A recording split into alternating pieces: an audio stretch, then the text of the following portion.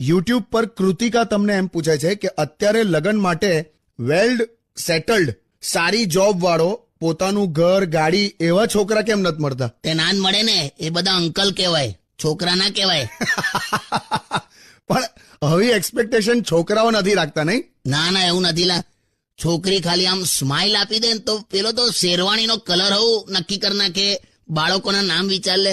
એટલે આ બધે આવું છે લા. એક્સપેક્ટેશન અને રિયાલિટી ઇઝ ડિફરન્ટ.